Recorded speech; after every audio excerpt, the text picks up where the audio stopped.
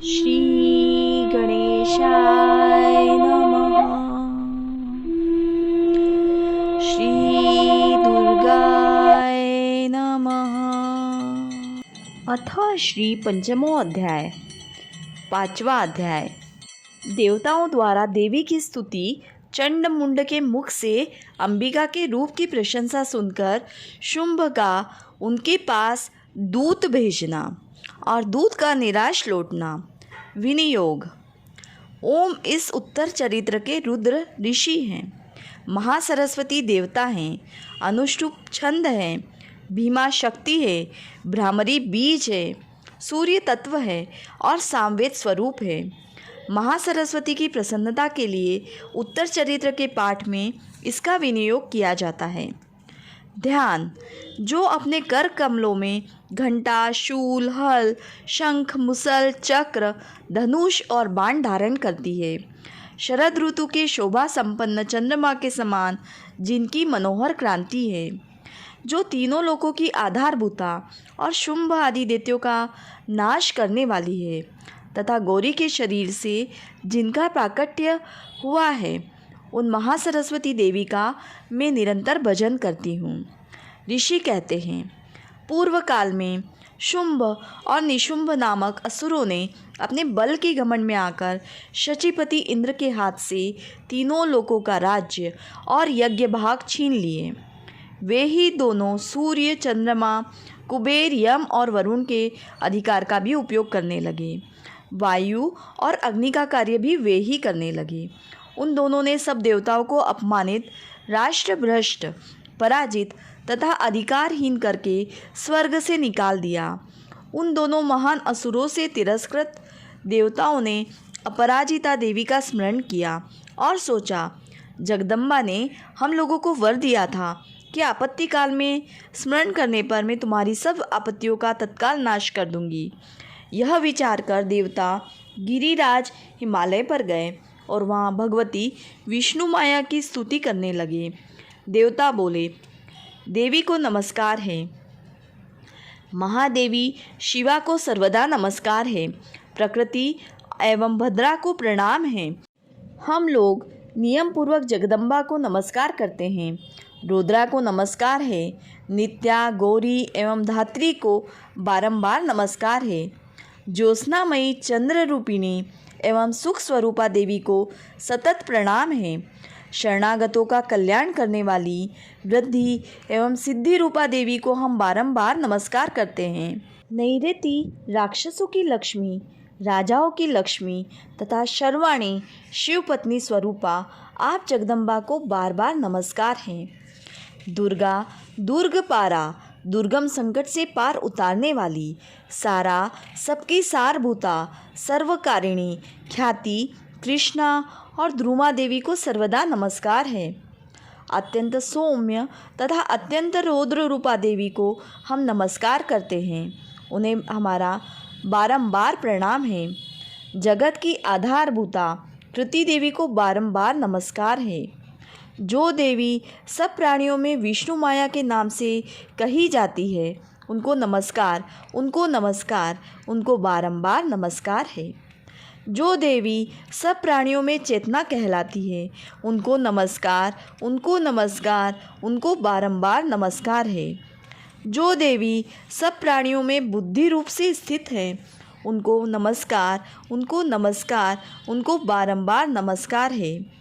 जो देवी सब प्राणियों में निद्रा रूप में स्थित है, उनको नमस्कार, उनको नमस्कार, उनको बारंबार नमस्कार है।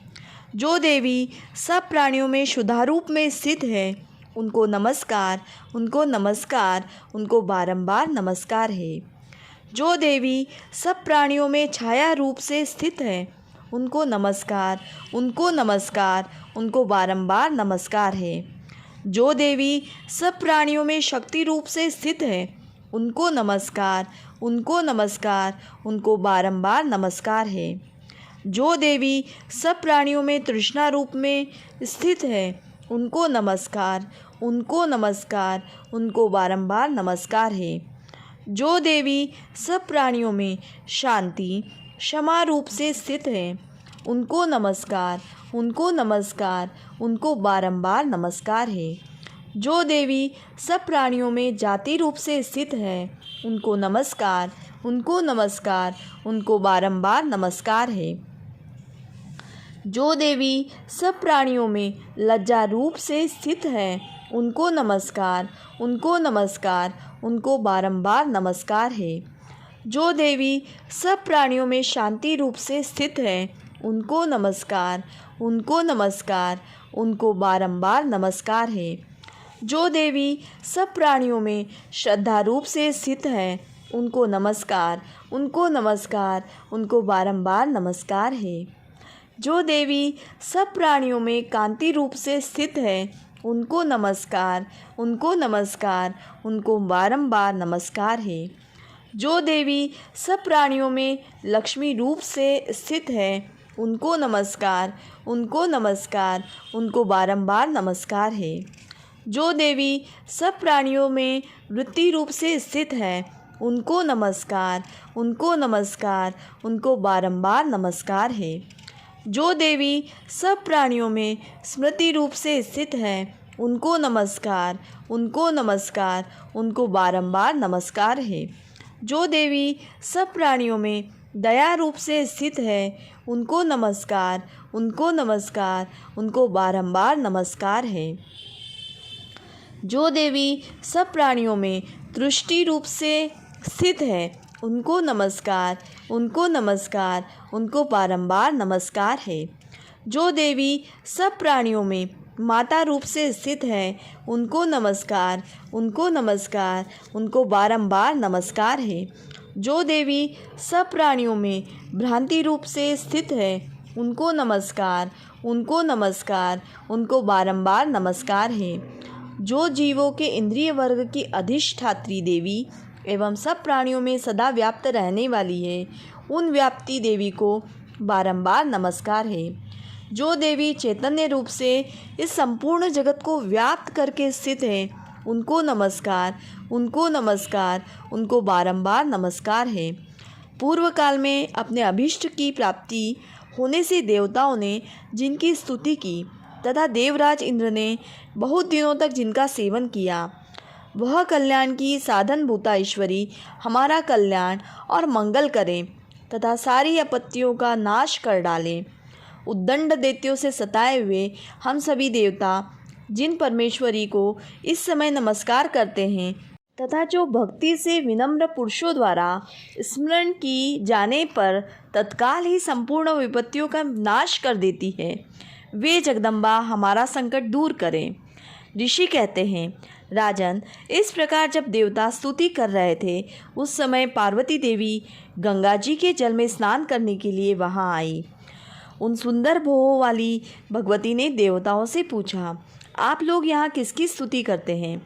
तब उन्हीं के शरीर कोश से प्रकट हुई शिवा देवी बोली, शुंभ दैत्य से तिरस्कृत और युद्ध में निशुंभ से पराजित हो यहाँ एकत्रित हुए ये समस्त देवता यह मेरी ही स्तुति कर रहे हैं। पार्वती जी के शरीर कोश से अंबिका का दुर्भाव हुआ था, इसीलिए वे समस्त लोकों में कौशिकी कही जाती है। कौशिकी के प्रकट होने के बाद पार्वती देवी का शरीर काले रंग का हो गया था, अतः वे हिमालय पर रहने वाली कालिका देवी के नाम से विख्यात हुई। तदनंतर शुंभ निशुंभ के भृत्य चंड मुंड वहाँ आए और उन्होंने परम मनोहर रूप धारण करने वाली अंबिका देवी को देखा। फिर वे शुंभ के पास आकर बोले, महाराज, एक अत्यंत मनोहर स्त्री है जो अपनी दिव्य कांति से हिमालय को प्रकाशित कर रही है। वैसा उत्तम रूप कहीं किसी ने भी नहीं देखा होगा। असुरेश्वर, पता लगाइए वह देवी कौन है और उसे ले लीजिए। स्त्रियों में तो वह रत्न है, उसका प्रत्येक अंग बहुत ही सुंदर है तथा वह अपने श्री अंगों की प्रभा से संपूर्ण दिशाओं में प्रकाश फैला रही है। दैत्यराज, अभी वह हिमालय पर ही मौजूद है, आप उसे देख सकते हैं। प्रभु, तीनों लोकों में मणि, हाथी और घोड़े आदि जितने भी रत्न हैं, वे सब इस समय आपके घर में शोभा पाते हैं। हाथियों में रत्नभूत ऐरावत, यह पारिजात का वृक्ष और यह उच्च श्रवा घोड़ा, यह सब आपने इंद्र से ले लिया है। हंसों से जुता हुआ यह विमान भी आपके आंगन में शोभा पाता है। यह रत्नभूत अद्भुत विमान जो पहले ब्रह्मा जी के पास था, अब आपके यहाँ लाया गया है। यह महापद्म नामक निधि आप कुबेर से छीन लाए हैं। समुद्र ने भी आपको किंजलकिनी नामक की माला भेंट की है, जो केसरों से सुशोभित है और जिसके कमल कभी कुम्हलाते नहीं हैं।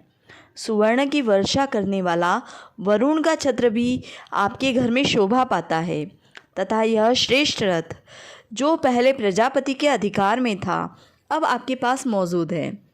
दैत्येश्वर मृत्यु की उत्क्रांतिदा नाम वाली शक्ति भी आपने छीन ली है, तथा वरुण का पाश और समुद्रों में होने वाले सब प्रकार के रत्न आपके भाई निशुंभ के अधिकार में हैं। अग्नि ने भी स्वतः शुद्ध किए हुए 2 वस्त्र आपकी सेवा में अर्पित किए हैं। दैत्यराज, इस प्रकार सभी रत्न आपने एकत्रित कर लिए हैं। फिर जो यह स्त्रियों में रत्नरूप कल्याणमयी देवी है, इसे आप क्यों नहीं अपने अधिकार में कर लेते? ऋषि कहते हैं, चंडमुंड का यह वचन सुनकर शुंभ ने महादैत्य सुग्रीव को दूत बनाकर देवी के पास भेजा और कहा, तुम मेरी आज्ञा से उसके सामने ये बातें कहना और ऐसा उपाय करना जिससे प्रसन्न होकर वह शीघ्र ही यहाँ आ जाए। वह दूत पर्वत के अत्यंत रमणीय प्रदेश में, जहाँ देवी मौजूद थी, गया और मधुर वाणी में कोमल वचन बोला। दूत बोला, देवी, दैत्यराज शुंभ इस समय तीनों लोकों के परमेश्वर है। मैं उन्हीं का भेजा हुआ दूत हूँ और यहाँ तुम्हारे ही पास आया हूँ। उनकी आज्ञा सदा सब देवता एक स्वर से मानते हैं, कोई उसका उल्लंघन नहीं कर सकता। वे संपूर्ण देवताओं को परास्त कर चुके हैं। उन्होंने तुम्हारे लिए जो संदेश दिया है उसे सुनो। संपूर्ण त्रिलोकी मेरे अधिकार में है, देवता भी मेरी आज्ञा के अधीन चलते हैं। संपूर्ण यज्ञों के भागों को मैं ही पृथक पृथक भोगता हूँ। तीनों लोकों में जितने श्रेष्ठ रत्न हैं, वे सब मेरे अधिकार में हैं। देवराज इंद्र का वाहन ऐरावत, जो हाथियों में रत्न के समान है, मैंने छीन लिया है। क्षीर सागर का मंथन करने से जो अश्वरत्न उच्च श्रवा प्रकट हुआ था, उसे देवताओं ने मेरे पैरों पर पड़कर समर्पित किया है। सुंदरी, उनके सिवा और भी जितने रत्नभूत पदार्थ देवताओं, गंधर्वों और नागों के पास थे, वे सब मेरे ही पास आ गए हैं। देवी, हम लोग तुम्हें संसार की स्त्रियों में रत्न मानते हैं, अतः तुम हमारे पास आ जाओ, क्योंकि रत्नों का उपभोग करने वाले हम ही हैं। चंचल कटाक्षों वाली सुंदरी, तुम मेरी या मेरे भाई महापराक्रमी निशुंभ की सेवा में आ जाओ, क्योंकि तुम रत्न स्वरूपा हो। मेरा वरण करने से तुम्हें तुलना रहित महान ऐश्वर्य की प्राप्ति होगी। अपनी बुद्धि से यह विचार कर तुम मेरी पत्नी बन जाओ। ऋषि कहते हैं, दूत के यो कहने पर कल्याणमयी भगवती दुर्गा देवी, जो इस जगत को धारण करती है, मन ही मन गंभीर भाव से मुस्कुराई और इस प्रकार बोली। देवी ने कहा, दूत, तुमने सत्य कहा है, इसमें तनिक भी मिथ्या नहीं है। शुंभ तीनों लोकों का स्वामी है और निशुंभ भी उसी के समान पराक्रमी है, किंतु इस विषय में मैंने जो प्रतिज्ञा कर ली है उसे मिथ्या कैसे करूं?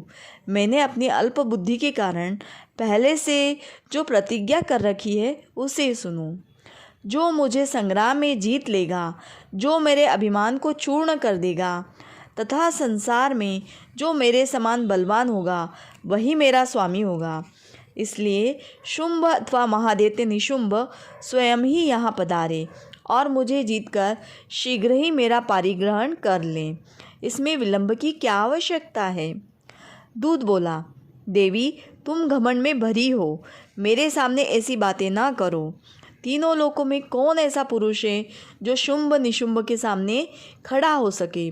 देवी, अन्य दैत्यों के सामने भी सारे देवता युद्ध में नहीं ठहर सकते, फिर तुम अकेली स्त्री होकर कैसे ठहर सकती हो? जिन शुंभ आदि दैत्यों के सामने इंद्र आदि सब देवता भी युद्ध में खड़े नहीं हुए, उनके सामने तुम स्त्री होकर कैसे जाओगी? इसलिए तुम मेरे ही कहने से शुंभ निशुंभ के पास चली चलो। ऐसा करने से तुम्हारे गौरव की रक्षा होगी, अन्यथा जब वे केश पकड़कर घसीटेंगे तब तुम्हें अपनी प्रतिष्ठा खोकर जाना पड़ेगा।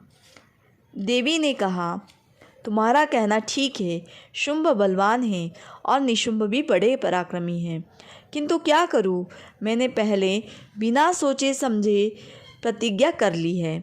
अतः अब तुम जाओ, मैंने तुमसे जो कुछ कहा है वह सब दैत्यराज से आदरपूर्वक कहना, फिर वे जो उचित जान पड़े करें।